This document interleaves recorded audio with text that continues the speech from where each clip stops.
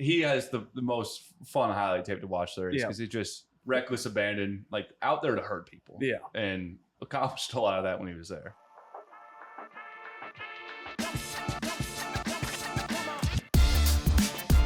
So welcome back to the ANF Podcast. We've done the defensive breakdown on the all-decade team. We're now going to move into the offensive unit. Some of these will be some quick conversations. Some will be a little longer. Mm-hmm. But what we'll start with is tight ends. And how we're going to do it for this one is Iowa plays a lot of 2 tight end sets, but just for an all-decade team, I think we want to just choose one. And that'll lead to a little bit better discussion here. I think it's just more of a discussion that matters. I think it's easy to pick the top 2 in my mind. Yeah. But I think the 2 top tight ends you have to mention, I think in my head, are Hawkinson and George Kittle. Yeah. I think Noah Fant, his production in Iowa, obviously, was... Led us to some great moments. You could think of that wheel route he ran against Ohio State. Yeah. Just that moment where you're in Kinnick and you're like, I can't believe we're about to take it. Was it 2 or 3 score lead at the time? I think that took the lead. I'm pretty sure it was 17 all or something like that. Yeah, and then it was right after the Nick Bosa ejection. Ejection. Yeah. But so Kittle, he kind of had an inauspicious career with Iowa where he had a wheel route. I don't know if it was a touchdown, but he had a couple wheel routes against Ohio State in 2014 when he was still really lean. Yeah. And then his true evolution occurred in 2015 when he was not even the starting tight end as a junior. Right. He was a backup to Henry Curry-Colwell, his cousin. Yeah. But he was so integral that season because the outside zone game with Kanziri was so dominant, and largely because of Kittle. Kittle was a dominant run blocker. Right. If you go back and watch any of those big runs from that year, it generally was an outside zone to Kittle's side. Yeah. You think of the Nebraska game, Kanziri's 2 big runs in 2015. Kittle was the lead tight end on that side. Yeah. You think of the Northwestern game where we ran for 250 yards against a very good Northwestern defense. Generally was Kittle leading the way. Yeah. I think that's why I think if you're selecting one tight end, I want Kittle to be that tight end. Well, he didn't have it's interesting because it was so unique to watch Kittle break out in the NFL because we knew he was a good player, but he made so many plays after the catch in the NFL that it was just like, wow, that's insane. Right. But in college, he really didn't have that break tackle ability. He got open a lot. He had 10 touchdowns as a junior, which is insane for a backup tight end. But he didn't have that shiftiness. He got a couple plays his senior year. I think, 2016 against Rutgers, he had a really nice play, went down the left sideline and kind of made a safety miss.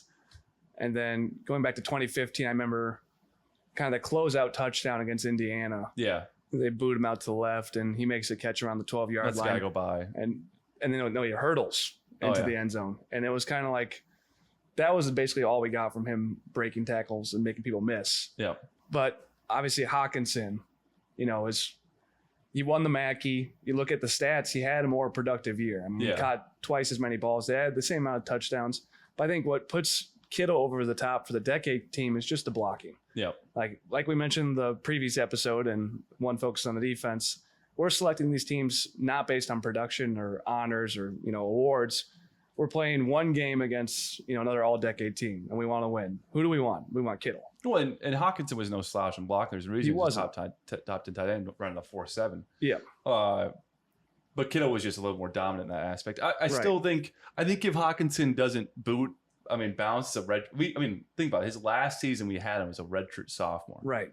And I can remember such a vivid memory of 2018 against Penn State. We throw that drag route to him, or maybe it was a delay out to the flats, and he just casually hurdles the guy in the middle of the field and then blows into 2 more.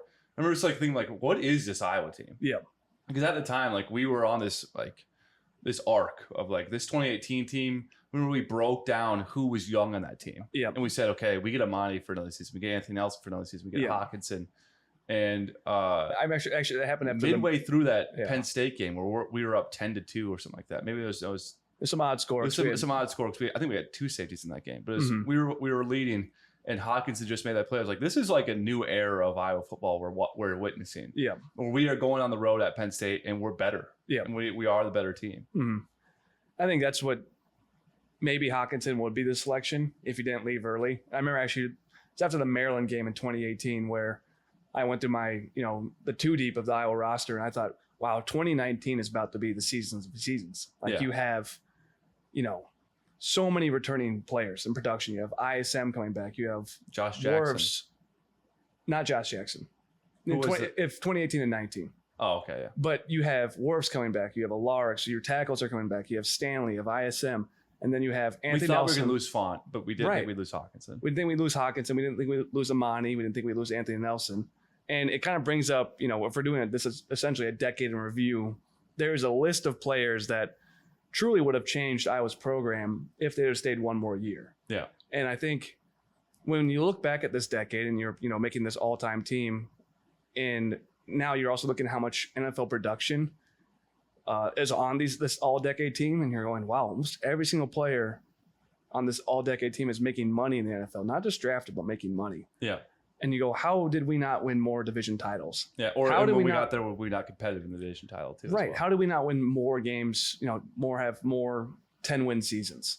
And then you look up, how many players we lost early over this time period. And I wrote down all the players we lost early, but the list is James Daniels, Amani Hooker, TJ Hawkinson, Josh Jackson, Geno Stone, Dane Belton, Tyler Goodson, Davion Nixon, Noah Font, Mark Kallenberger from retirement, but essentially lost him early, Tristan Wirfs, and Lucas Van Ness. Well, and what's crazy about that is I think Nixon, Josh Jackson, and Anthony Nelson, I believe, are the only guys who are even redshirt juniors. Right. The rest of them were just true 3-year players. Yeah. So then that's a 21-year-old kid you're losing. Yeah.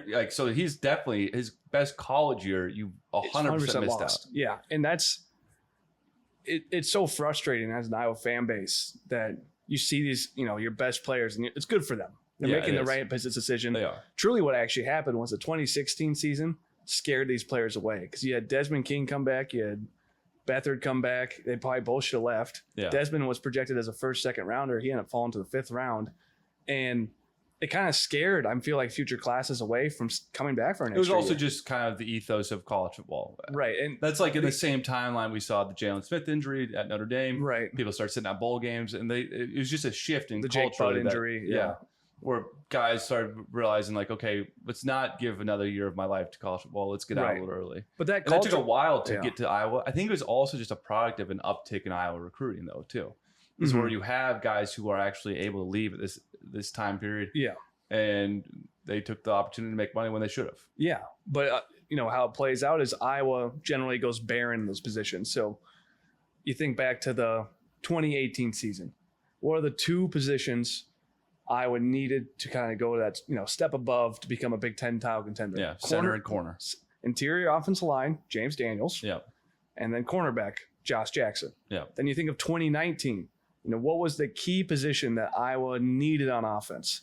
Tight end. Because Nate Wheating was a walk-on tight end who started the whole season. Right. And then you were just bringing on Sam Laporta. Yeah, you turn in a game 7, I think. True freshman Sam Laporta, who's played receiver the previous year in high school, is now your option at tight end. Yeah. And it's a product of losing Font and Hawkinson a year early. Yeah. And so it kind of speaks to, that cultural change in college football to leave early, and also within the program for us to leave early. It really impacted Iowa over this decade. I would say we'd probably win 2 more division titles. Yeah. Maybe compete for another Big Ten title like we did in 2015. I think the biggest one is those 2017 departures. Because if you start to build out that 2018 team with James Daniels and Josh Jackson on that team, what you struggle to do is run the ball consistently. Yeah. You didn't have high-end running back talent, but you had good running back talent. Yeah. You had unbelievable tackle play, so you certainly could have benefited from a better center. Yeah. And then you just had a lot of injuries at corner. And all of a sudden you have to throw out true freshman Riley Moss and true freshman, or maybe was Brent's a redshirt freshman that time? I think he was also a true freshman. True, yeah. So we were playing 2 true freshmen against Penn State and Purdue in the most integral parts of the season. Yeah.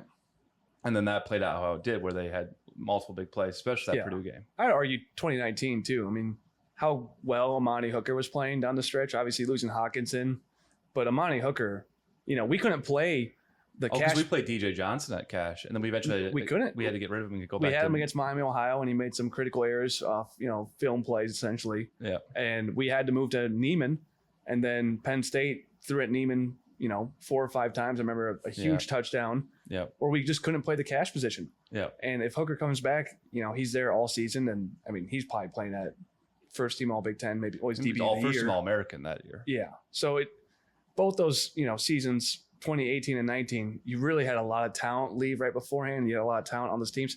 It feels like that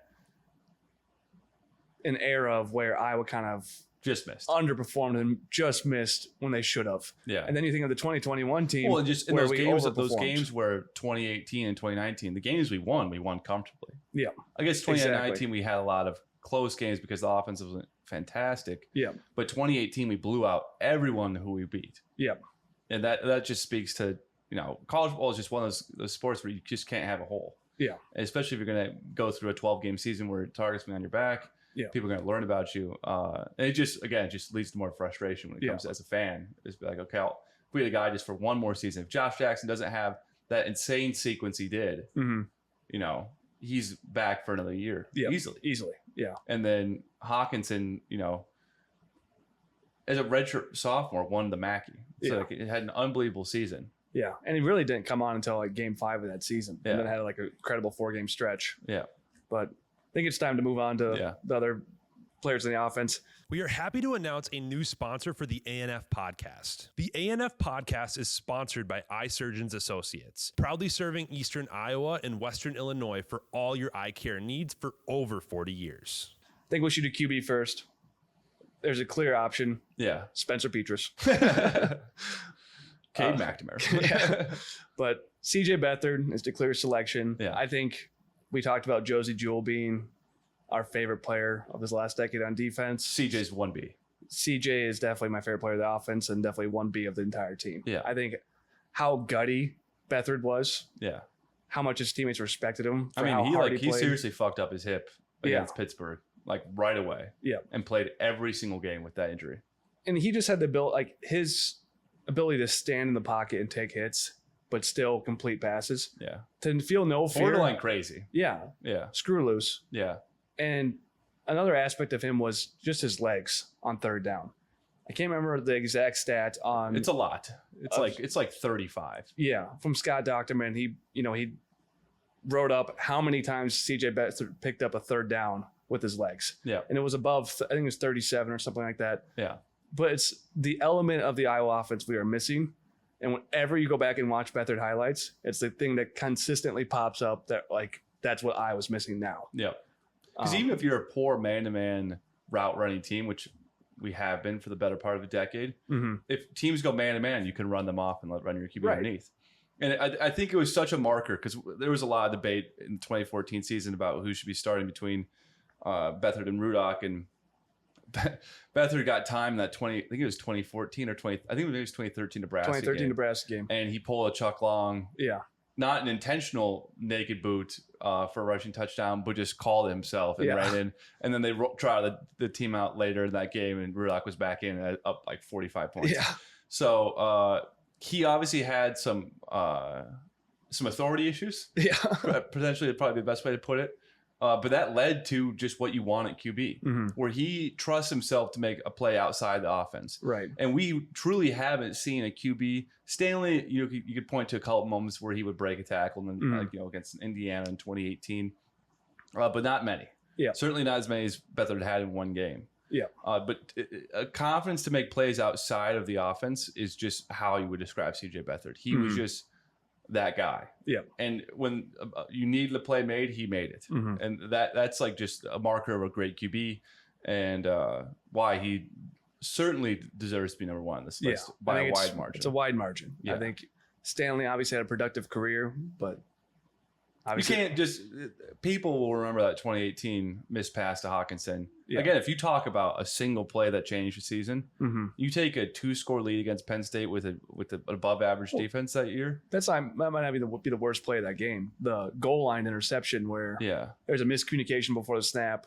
That's also on Font though too. I don't think that's entirely. I mean, it's not on Stanley. Yeah, but I think just when a guy's that open and all you have to do is just lollipop it to him and you miss him. And like Brian, I remember Brian in the interview was just like, what's your best play? He goes, well, it wasn't completed. Yeah. Or what's your best play call? It's like, well, it wasn't completed. It's like, he still holds on to that. It's like, that was my best call. And honestly, in the moment, what an unbelievable call. Yeah.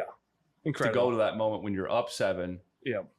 And he's got a call on that he trusts, and it just doesn't work out. And that still has to. And you're assuming all year we had a super high tendency of 3rd and 1 in that package. We ran it every time. Well, and he probably was saving it. He's like, this is my long play. Yeah. Yeah, it's his long play. Yeah. Well, then you think about the context of that play. Say you go win that game at Penn State. Yeah. You can go to Purdue and punt that game. Right. Yeah, you're walking in with 2 freshman corners. Everyone says, okay, they lost this game because they had 2 freshman corners. You then have to go home and beat Northwestern in a sold-out blackout clinic to win the West. Right. I think you win that game, bar none, if that's for the West. But because the season was over effectively by that point, Northwestern had more to play for at the time. 100%. Definitely. And we had just screwed the pooch. Yeah. We'd ruined the season. So that's why it's Bethard. You want to move to running back now? Yeah. I think it's an interesting selection for the previous decade. I think my brain instantly went to Canzeri just for the way he played the position. I think the other 2 backs are Goodson in 2020 and Akram Wadley in 2016. I think the one thing I always wished Goodson and Akram did was want to run between the tackles more. It felt like both of them later in their career really wanted to have the pop play. Yeah. They were looking for the home run, especially Goodson in 2021 and Akram in 2017. They're, both their running averages went down a lot. They just didn't stick their nose in there and get extra yardage. They weren't the biggest guys, so it makes sense. They also had NFL on their mind too. Right. But then you have Canzeri in 2015. I felt like he was more of a physical runner than both of them, to his own detriment. I mean, he felt like he's, stuck his foot in the ground and ran the outside zone correctly. I think there's at times where it felt like Goodson and Akram would kind of make the cut too early, looking for that big play. But Canzeri kind of played within the offense better.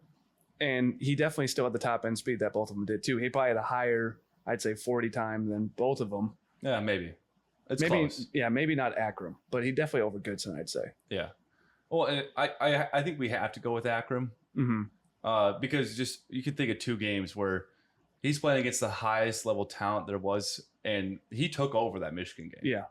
And that Michigan game in 2016. Yeah, and Penn State in 2017. I mean, think about all the big plays from that game as well. So I think just from like a big moment, big player standpoint, you have to go with Akram. Yeah. And I understand like when it did become just his backfield, he did take a lot of leniency. He's like, okay, I'm going to try and make the big play, and that wasn't necessarily the best thing for the team. But I just can't get the 2016 Michigan game out of my head when it comes to the he was definitely the most productive. I think there's no other back that you can put ahead of him easily. Yeah. I think, but when you look back at now, an entire decade of running back, this brings up the biggest issue of Iowa football and the Iowa offense of this last 10 years. We're drafting between, 190 pound, none of them are NFL. Yeah. Goodson's, kind of fringe now, but yeah. But none of them are really what the build we want either. We like a guy that's 210, and we might have one now. Yeah. In Caleb. But it's been what the crux of Iowa football is. We are a power run team. We are a run first program. And we haven't had a back in 10 years that we feel confidently selecting here, other than the guy that essentially was the only option on a team that couldn't move the ball. Yeah. Like 2016, Vandenberg breaks his foot. Nate Weedings. Kittle injures his shoulder. Your only option is Akram, and Denny's a productive season.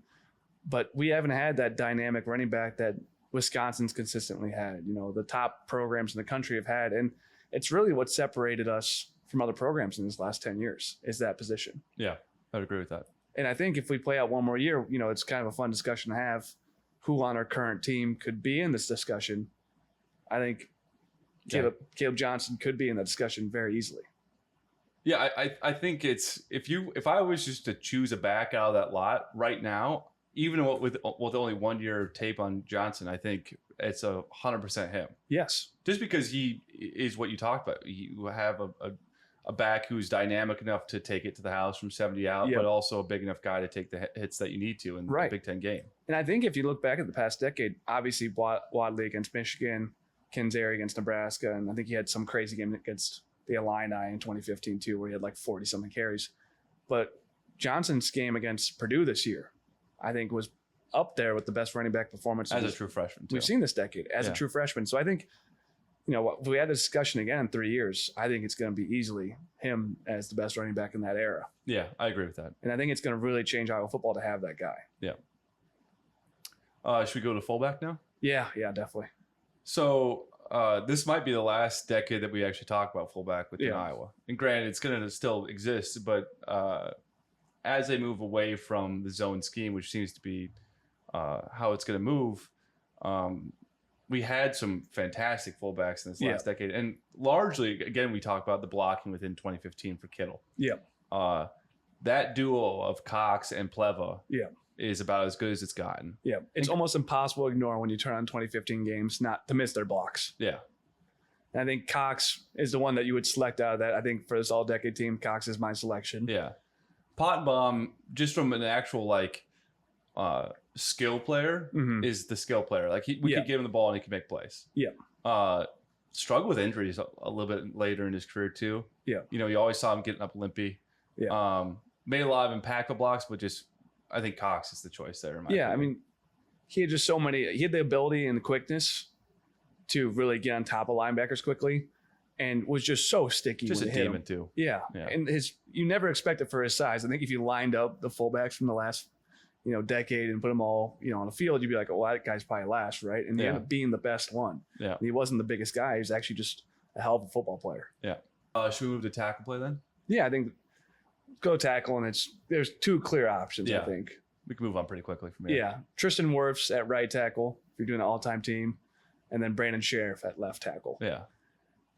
As we talked about how we had this, attrition of players leaving after the third year, the way Wirfs is playing in the NFL right now, and the way Hawkinson's playing, it's just, as an Iowa fan, it's frustrating. Yeah. Because Wirfs, he was a great player at Iowa. We never saw him at this level. Yeah. Because he's at 22, he's playing, in the Super Bowl. Yeah. He should be at Iowa. Yeah. As a redshirt junior, possibly even. Like, if it, there's some players above him that can play. And obviously, Brandon Sheriff, the dancing bear, was most dominant run blocker in probably the history of Iowa football. Yeah. And he has the most fun highlight tape to watch there is because he's just reckless abandon, like out there to hurt people. Yeah. And accomplished a lot of that when he was there. Well, and I remember they were doing this Outland kind of hype video. Mm-hmm. And they were so smart about it too, the Iowa staff was. They showed us against the best teams in 2013. It was like Ohio State, he's blocking Ryan Shazier. Yeah. And he's driving him 10 yards and planting him in the sideline. Yeah. And then it's against Michigan State. And it's like blocking Shalik Calhoun or, the other great DNs they have there. It wasn't like his highlight film is against bums. It's against the other guys in his NFL draft class and him going fourth overall. But I think my favorite play of his career was 2014, last game of his career against Nebraska. We're in a situation where we're basically lateraling the ball, try to score before overtime in a tie game. And there might have been 2 or 3 laterals. And then it gets to Brandon Sheriff, like 30 yards out. And when he gets the ball, it looks like he's going to freaking score. And he's fast enough too. You start believing 5 yards after he's got the ball to hasten the score. And I remember you and I in the stands, freezing cold, but losing our mind that Sheriff was going to house it. And it was just that's exactly why he's so great. Yeah. It's like you have this tackle, you put the ball in his hands, and he looks like he should be getting the ball twice a game. Yeah. Just an incredible athlete. And he kind of is the mold of what we wanted. We're constantly trying to recreate him. Yeah. Like Richmond is a recreation of him in a sense where they find this 220-pound kid that's 6'5" and is a good athlete, and then you strap on 100 pounds. Yeah. And then they're hoping they're trying to create Sheriff again, and they really haven't done that. But that is what the mold is trying to be. Is you're trying to create that, Brand Sheriff V2. Yeah. And I think another guy we can at least mention here who's carved out a pretty nice NFL career for himself is Alaric Jackson. Yeah. Was just a super dominant run blocker. You look back to the 2020 season, the reason we had such a dominant run game is we just ran left. Yeah. And Alaric was a redshirt senior, I believe, that year. Yeah. Maybe a true senior, but was just so dominant. Yeah. And there was a reason he's succeed in the NFL is because of that skill set. Yeah, and it's the first time we've seen the outside zone work effectively since 2015. Because you need a dominant tackle. And shockingly enough, I think the best two teams of this era, 2020 and 2015, both could run our bread and butter. Yeah. Which is another sign of Iowa. It's like, if our offense can run effectively and we can have that bread and butter play with the outside zone, we can have a really capable team. Certainly. But we haven't found that consistently enough over the last decade. Yeah. Let's go to receiver now. Yeah. You want to do interior line first? You want to? Okay, we'll do center then. Yeah. So I think we just skip guard. I think guard, you can mention some guys. Yeah. Like, obviously, Banwart in 2020 was a hell of a guard. Yeah. Sean Welsh at right guard. I want to mention him. Was one of the last drafted guards of the Iowa era. And then Jordan Walsh from 2015. Between those three guys, you can make a point for all of them. I think this is just bringing up a larger point about why, you can point to running back, but then another key distinction here too is just the lack of talent at guard. Yeah. They haven't really found. I mean, they've had some upperclassmen play well. Keegan Render had a pretty nice season his senior year. Ross Reynolds has carved out a pretty small career within the NFL. Yeah. Those guys were good, but you just haven't had a dominant guard play. Yeah. And it's always been guys who haven't stuck in the NFL. Yeah. Usually are the much maligned guys within this. You think about like the Paulson twins had a really inauspicious career as well. But that interior line play outside the center has just been really poor. Right. For a better part of a decade too. It just shows the depth of the interior offensive line recruiting, because usually our best interior offensive lineman is going to play center. Yeah. And the guards have generally now been the older linemen, the redshirt juniors and seniors that have kind of stuck through the program. We're rewarding them with the starting position, but it's not this dynamic NFL player. And we haven't stacked enough NFL players next to each other in the interior offensive line. And it's definitely a pain point of the program is not having at least three guys at once who are NFL ready. It feels like Iowa's kind of playing with two guys that are incredible and going to be first rounders. And then the other three are kind of, Which doesn't stack up against the top teams. Right. Because when you play Penn State, Ohio State, Michigan, their whole D-line is going to be NFL. Right. Or at least a guy that's going to sniff it. Yeah. And we haven't been able to match that. Yeah. All right, let's do center then. Because this is, as tight end is as deep as that was, this has been probably the deepest position in Iowa football the last decade. You think of James Daniels, Tyler Linderbaum, Austin Blythe. Those three players obviously all are having NFL careers. Blythe just retired, but had second contract and was a great player, even though he's selected in like the 6th round. James Daniels going like the last pick or maybe first pick of the 2nd round. Yeah, has really carved out a career in the NFL. And now Tyler Linderbaum, another 1st round draft pick. It's tough distinction to make between all these three players. Yeah. And you have to go with Linderbaum though. And I think if I had to make an argument for it, why it's Linderbaum is just a QB sneak. Yeah. I think obviously we had success in the past with QB sneaks, but in Linderbaum's tenure, which is best play, it's truly all on the center. Yeah. His ability to be literally 90 degrees, but keep his feet was the most impressive thing I've ever seen. Yeah. As an offensive lineman. And his shit talking too. Yeah. Just the edge he had. There's such a play like that exemplifies Linderbaum. I've watched it back several times, but against Minnesota, when they walk into our building, I think ranked 8th in the country, an undefeated team in 2019. Yeah. Dude Treadway, their D tackle, he jumps offside, and you just see Linderbaum step over the ball and just do a little bit of barking. Yeah. And that's a redshirt freshman. Yeah. Center. Treadway's like almost all Big Ten that year, like 22-year-old. 22-year-old guy, and it's the start of the game. Yeah. And you hear him just a little bit of lip. Yeah. And like just that, you got a whole game ahead of you. Yeah. There's like you got to play all this out against this guy who's a big dude. And there's so many Linderbaum edge plays. Like you think back to like all the plays he made where you're just like, that's just such a football play. Yeah. You think back to the Iowa State play in 2019 where I think it was Ovance, the linebacker, and like Linderbaum's kind of finishing a block and then just spikes his head in the ground. Yeah. And I mean, it was just vicious. Yeah. And the guy didn't retaliate against Linderbaum. Like he got up quickly, like he wanted to do something. But I think that's what Linderbaum was like so fun to watch was he would just viciously plant somebody or hit somebody and there'd be no retaliation. Yeah. Because they're truly scared of him. Yeah. Like there was like a fear to him that if I'm going to escalate even more, he's just going to go to a higher level. Yeah. And like that was so fun about Linderbaum was that edge that he played with. It's so true though, because there was like before he started at Iowa, he was at the All-American game. Yeah, we watched this clip and he's just getting in a fist fight with just some random D tackle at the All-American game. I was like, that perfect. Yeah, like we have our guy. You and I were watching it because we're trying to figure out what Linderbaum. There's some hype going into the season, and we found that clip randomly. Like, one-on-ones for the All-American game. Like he's playing as a D tackle. And then like halfway through the video, he's like punching the guy he went against. And you're like, that's amazing. That's exactly what you want at Iowa, is that type of an edge. Yeah. So yeah, he's the pick. He's the pick. So we got one more position group left. I think there's a reason why we left this one for last. Yeah. Gonna be a quick one. Yeah.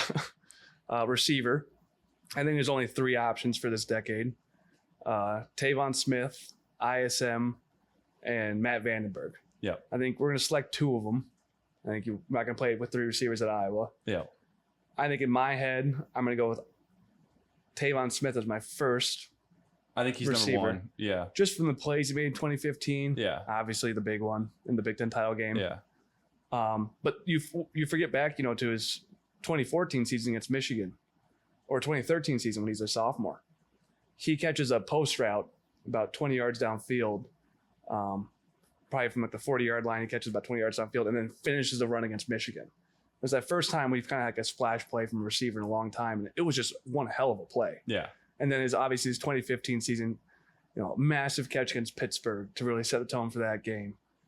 He just always had the timely plays. Yeah. He could get over the top, and then he was actually very good in like the bubble game. Yeah. He was a guy you could get the ball to, and he was like deceivingly quick. Yeah. Made a giant catch against Iowa State on a 4th and 10. Just thinking about that one. Or no, it's a third and 10. Yeah. But still, he always made the timely plays. Yeah. It's savvy too. Yeah, super savvy. Was unbelievable at drawing pass interference. Right. Would pull guys into him. He'd feel them like lose their weight, and then he'd grab them. Yeah, and pull if he knew he him. wasn't going to get to a ball too, he'd just grab the guy and throw him into him. Force the flag. And that was such a Tavon play by the end of it. Like you're like, Yeah. oh, that was a great Tavon play. Yeah, and even 2014, I think against you and I in the first game of the season, Yep. had 2 insane plays. They had a one-handed catch in the end zone that. They had that broken play that went back and forth Right. and housed it. I think it was a bubble screen where he went 60, maybe 50 yards, and it was just an incredible play. So I think he's obviously number 1 pick. And then in my eyes, there's only 2 other receivers you can truly select. Maybe not in production, but Matt Vandenberg and ISM. And I think in my head, I want ISM. Yeah. I think he could take over a game right. By the end of his career. Peak of his career, when I was so happy for him because he had some issues early in that 2020 season where he was suspended for a game. But talking about exercising demons for a program and for a player all at once, the 2020 Wisconsin game for ISM, I can't remember being more happy for a player and for a program. Like, Wisconsin has buried our receivers in man-to-man coverage and press coverage for such a long time. And for ISM to essentially, break the mold and get loose 3 times and essentially change the game and change that Our series. only option in that game. We were not going to win that game unless he had that, those plays. And it was just awesome to watch. Guy finally, full realization of his potential and what he could be at Iowa in the biggest game of his career, essentially, to kind of like cap off that year. It was just great to watch, and definitely my selection. Because his like coming out party was 2017 Iowa State. Yeah, he had the back of the end zone catch. Yep, and then he diving had catch, and then the game winner. In 2018, he was behind Hawkinson and Font. Yeah, he still had some great plays in that season. Mississippi State, he had a great game against Mississippi State. I think he had a 100-yard day against Mississippi State. Yeah. 2019 was just had the big play against Penn State that year, got down the sideline. Yeah. I can't really think of any more super impactful plays he had that season. But then, as you mentioned, 2020 had that breakout game against Wisconsin and solidified him as like the second best receiver. Again, that's just like we're having to think about plays he made. Right. And for an all-time team, we've eliminated guard, running back as 2 pitfalls. Receiver is just another one up there. Again, you shouldn't be going to a third receiver and Matt Vandenberg. Matt Vandenberg's a great player. Yeah. But over a 10-year stretch. The fact that your third receiver's a guy that didn't even smell the NFL. And truly, Vandenberg is, a great college player. I think we can maybe make the point more for the 4th receiver.